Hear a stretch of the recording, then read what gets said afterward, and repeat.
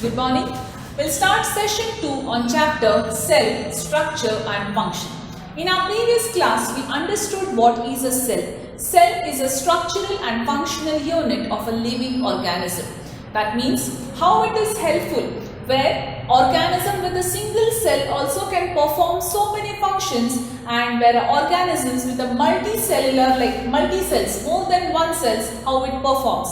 Now basically, a single cell where group of similar cells will form a tissues, group of such similar tissues will form an organ, and such organs, group of similar such organs will form an organ system which leads to organisms. We studied about types of organisms based on the number of cells, that is unicellular and multicellular organisms. Organisms with a single cell are unicellular, example amoeba, paramecium, etc. Organisms with more than one cell are multicellular, that is higher order animals, human beings, etc. We also understood about the food intake in amoeba, where a single cell is responsible right from a process from intake of food, that is ingestion, digestion, absorption, assimilation and then the digestion. We understood that process in our previous class. So let us begin or proceed the chapter further. We will proceed with different types of cell. Basically, when we define, we know that based on number of cells we call them as unicellular and multicellular. Depending upon the type of cell the organism have, we classify them in terms of prokaryotic cell and eukaryotic cell, or we also call them as prokaryotes and eukaryotes. So what are those? Let's understand. Prokaryotic cell, where the meaning of pro is primitive, very old one, unique one. Karyon means nucleus. That means we are assuming a cell based on the nucleus, right? That means yesterday in amoeba, what did we understand that? Suppose if this was an amoeba, I also told that this was a food particle and there was a nucleus, right? What is nucleus? We will understand that. We define the type of cell based on the nucleus present in the cell, right? Pro is primitive, karyon is nucleus, U is true, karyon is again nucleus. That means an organism which do not have nucleus are called as prokaryotic cell.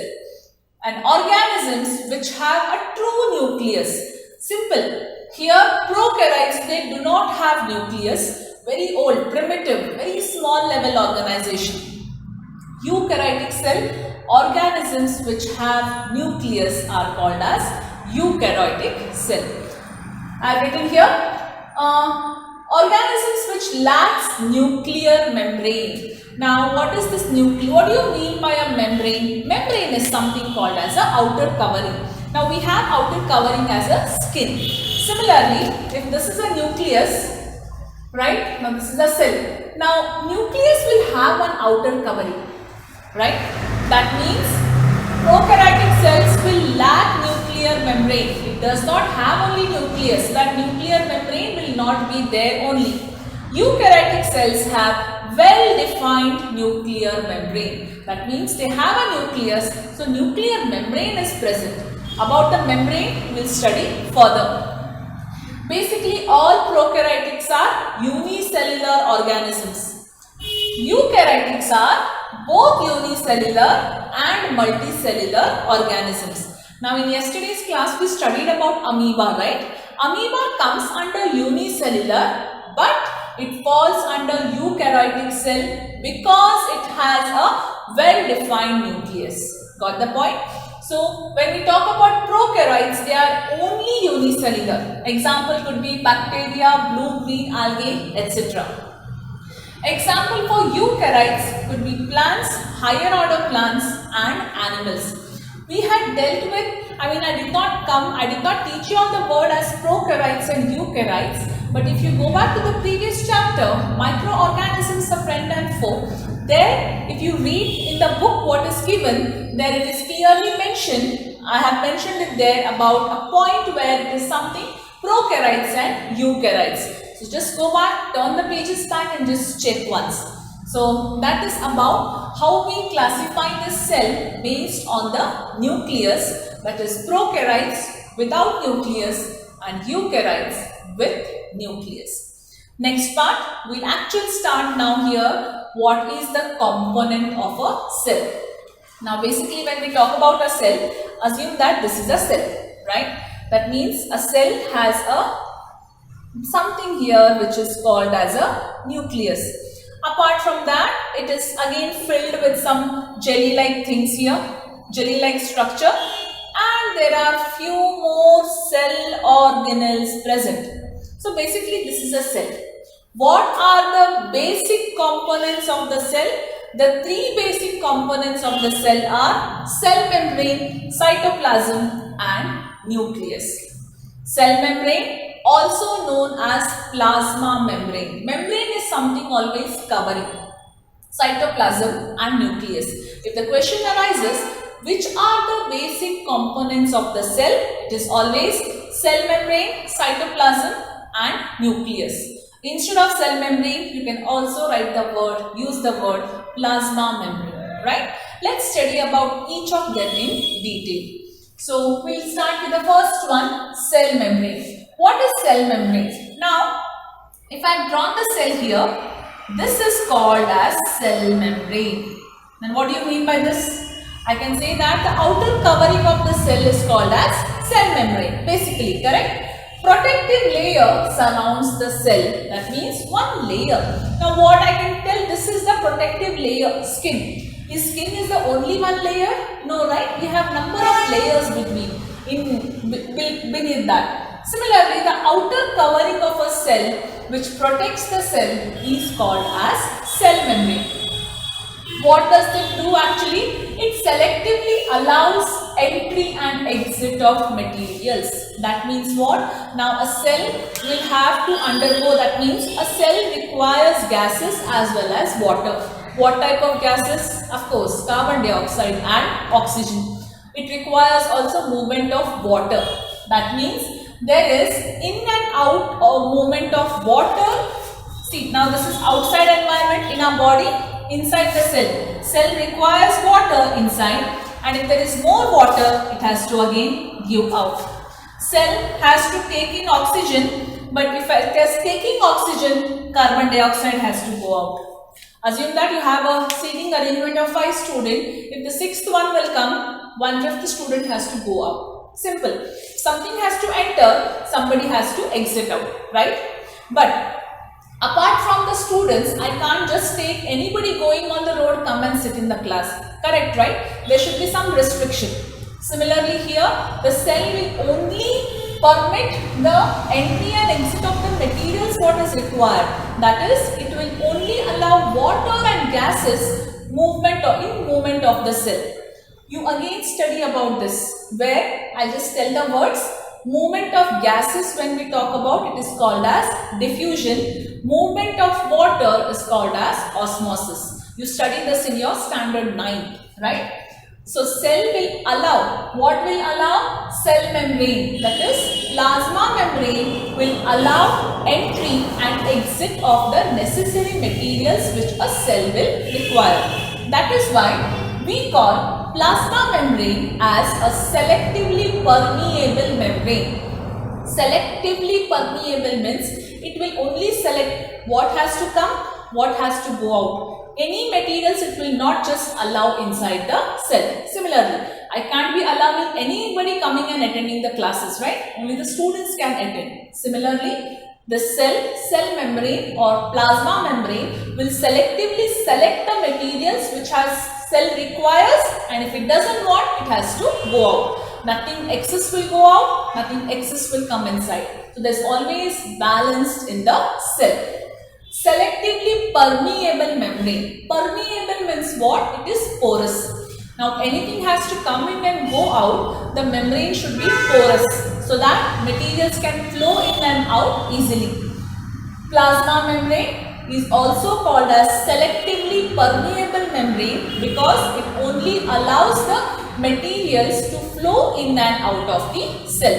So this is about cell membrane. After cell membrane, in that only we have cell wall. That means what is the cell wall? Again, what is the meaning of the wall? One more protective layer apart from membrane. Suppose if this is the cell membrane, here one more layer will come. That is cell wall. Cell wall is only present in the plant cell but not in the animal cell. In plants, an extra protective covering which is made up of cellulose is called as cell wall. What is cellulose? Cellulose is a type or you can say a polysaccharide or a starch or a sugar, what it is made up of, right? It is a material where the cell wall is made up of. Why it has a cell wall? To protect from environmental variation. Now suddenly there is rain, storm, wind, summer, hot, anything. A plant has to withstand properly. What do? We wear sweaters, jackets, we use umbrellas, so many other things to cover our body, correct? But the plants cannot do that. So it protects from environmental variation such as wind, storm, rain, etc. Also, it gives a mechanical strength to the cell. That means it makes the cell firm, rigid, which gives a particular shape. That is the role of the cell wall. Remember, cell wall made up of cellulose is only present in plant cell but not in animal cell. Next, we'll go on to the next component, that is cytoplasm. Now, what is the cytoplasm? Suppose I'll draw the cell once again here. This is cell. I'll draw one more layer, which is nothing but cell membrane, cell wall, cell membrane and cell wall. This is nucleus. So here some jelly-like structure is present, right? This jelly-like substance present between cell membrane and nucleus is called as cytoplasm. So, what does cytoplasm consist of? Cytoplasm consists of various cell organelles. Now, what are cell organelles? We will see that in our tomorrow's class. In detail, we will study. Meaning, definition of cell organelles. Which are the cell organelles? They are like mitochondria, Golgi bodies, lysosomes, vacuoles, plastids, etc. Right? That means there are some cell organelles present in cytoplasm. What is the role of cell organelles? What does these do? What does each of these cell organelles do? We'll study that in our tomorrow's class. So now here we only understand what is cytoplasm. It is jelly-like substance present between the cell membrane and nucleus. It contains various cell organelles such as mitochondria, Golgi bodies, vacuoles, plastids, lysosomes, etc. Next, third component we'll go on to, which is the nucleus. Nucleus is the brain of the cell which controls all the activities of the cell. So how important is nucleus, you understood now? Yes. It is surrounded by a porous membrane called a nuclear membrane. Again we'll draw the cell here and I'll draw the nucleus here now. So as we have a cell membrane, outer wall, then a cell wall there.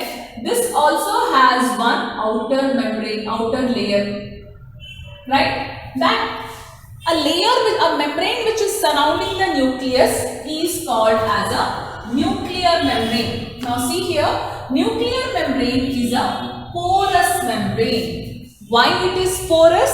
Because for exchange of materials between cytoplasm and nucleus.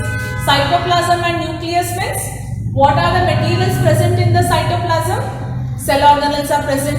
So for the exchange of materials between organelles present in the cytoplasm and the nucleus, it has to exchange, right? That is porous. Again here all these membranes are selectively permeable only. Why? Because it can only allow and exit the materials what are required. Then it has a spherical body which is called nucleolus, parts of the nucleus again. It also contains a thread-like structure called chromosomes. Now what are chromosomes? We'll only understand that in one word, will not go much in detail here. We study that in your 9th standard again. So it has a thread-like structures called chromosomes present inside the nucleus. What are chromosomes?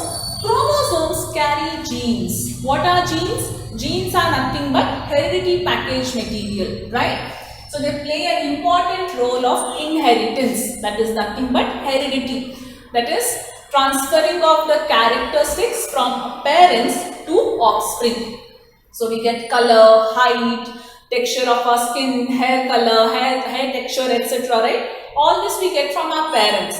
That is nothing but genes. So chromosomes, nucleus contains chromosomes, thread-like structures, and these chromosomes carry genes which play a very important role in heredity. It is the package material of heredity. So these are the we understood about the basic components of the cell, that is cell membrane, cytoplasm and nucleus. In our tomorrow's class, we will understand about what are cell organelles, what are the different cell organelles and what are their functions of the cell organelles. So in today's class, if you have any doubt, whatever I have explained, you can call on the same day of the video set.